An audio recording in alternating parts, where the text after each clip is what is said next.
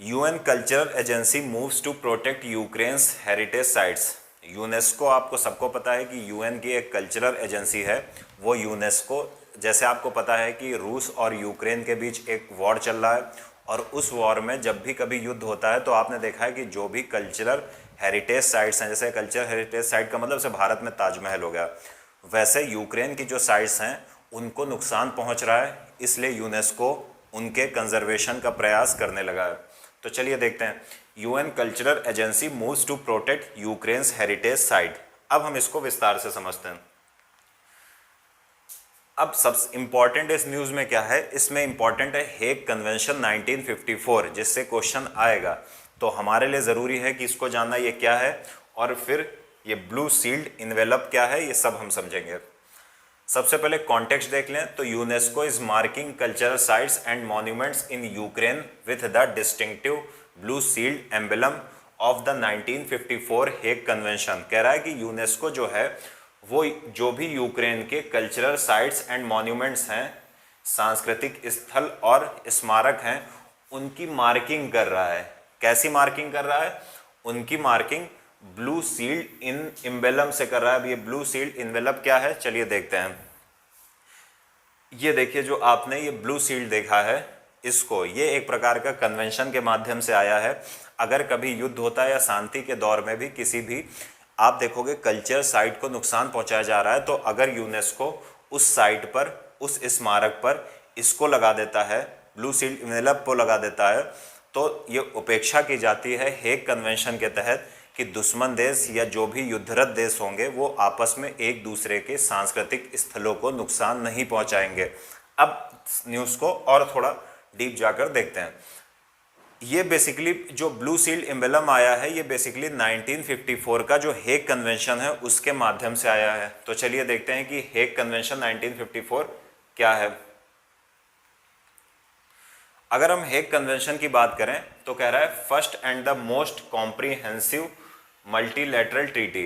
ये अपने प्रकार की पहली और सबसे, आप देखोगे, समग्र रूप से बहुपक्षीय संधि है, यानी सभी क्षेत्रों को कवर करती है।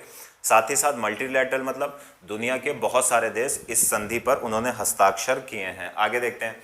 Dedicated to the protection of cultural heritage. ये जो हेग कन्वेंशन हुआ था कब, 1954 में। ये समर्पित है किस लिए? ताकि जो सांस्कृतिक विरासत स्थल हैं उनका प्रोटेक्शन किया जा सके। Third point, in times of peace as well as during an arm conflict. इसमें साफ साफ लिखा गया है कि ऐसा नहीं है कि ये जो कल्चर साइट हैं इनका प्रोटेक्शन केवल युद्ध के दौरान करना है, साथ ही साथ लिखा हो in times of peace as well as during an arm conflict. कह रहा है कि न केवल युद्ध के समय बल्कि शांति के समय भी अगर मान लो कोई विद्रोह वगैरह होता है और अपने देश के लोग इस किसी स्मारक को या फिर साइट को नुकसान पहुंचते हैं, उससे भी प्रोटेक्शन की व्यवस्था करता है हेग कन्वेंशन 1954। एग्जाम्पल लिखा हुआ, कल्चरल प्रॉपर्टी, किस प्रकार की चीज़ों का संरक्षण प्रदान किया जाता है हेग कन्वेंशन के माध्यम से। मॉन्यूमेंट्स ऑफ आर्किटेक्चर, किसी भी प्रकार के वास्तुकला के स्मारक, जैसे ताजमहल हो गया भारत का या किसी यूक्रेन का कुछ दूसरा। साथ ही साथ आर्ट और हिस्ट्री, कोई आर्ट से रिलेटेड या हिस्ट्री से रिलेटेड स्पेशल चीज़ हो उसका संरक्षण।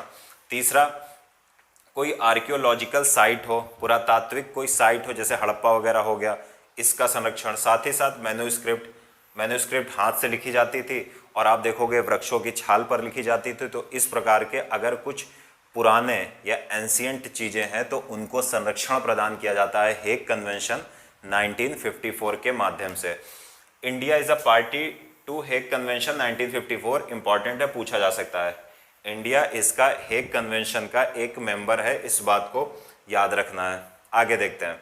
अब ये ब्लू सील्ड एम्बलम क्या है, चलिए समझने का प्रयास करते हैं। उसके पहले ब्लू सील्ड ऑर्गेनाइजेशन समझ लेते हैं क्या है।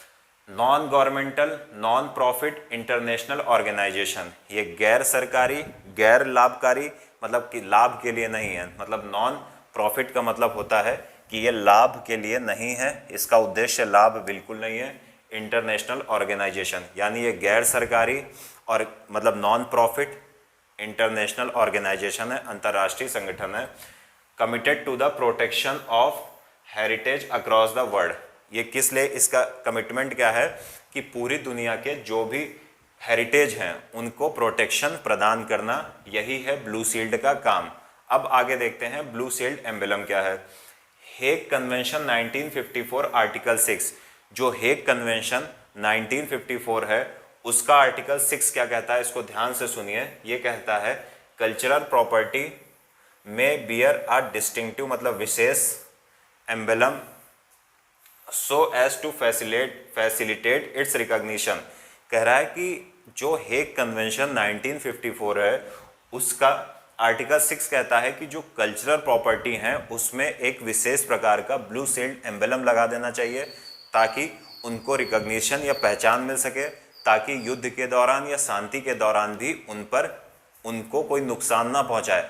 अभी यूनेस्को इसी हेग कन्वेंशन के माध्यम से यूक्रेन में बहुत सारे जो कल्चरल साइट्स हैं वहां पर ब्लू शील्ड एम्बलम लगा रहा है, लेकिन कुछ इससे कंसर्न भी हैं इस ब्लू शील्ड एम्बलम से। चलिए वो कंसर्न या मुद्दे देखते हैं क्या। Some state arguing that it would make that property more vulnerable. देखिए ये ठीक है कि यूनेस्को संरक्षण का प्रयास करता है, लेकिन कुछ राज्य इसका विरोध करते हैं। विरोध क्यों करते हैं? वो कहते हैं कि जब ब्लू शील्ड एम्बलम लग जाता है तो दुश्मन देश की सेनाएं जानबूझकर उस जो कल्चर साइट है उस पर हमला करती हैं। क्यों? क्योंकि युद्ध में जब दो देश शामिल होते हैं तो प्रयास किया जाता है कि दूसरे देश को सबसे बड़ा घाव कैसे दिया जाए, सबसे ज़्यादा नुकसान कैसे पहुंचाया जाए, और फिर उनके उस स्मारक को भी नुकसान पहुंचाया जाता है जो उनकी नेशनल आइडेंटिटी से रिलेटेड हो, उसको नुकसान भी पहुंचा दिया जाता है। तो कुछ राज्यों या कुछ देशों का ये कहना है कि ये ठीक नहीं होता है क्योंकि इससे दुश्मन देश और तेजी से उसको विध्वंस कर देता है। तो ये हमने समझ लिया Hague convention, blue shield emblem. उम्मीद है आप सबको समझ में आया होगा।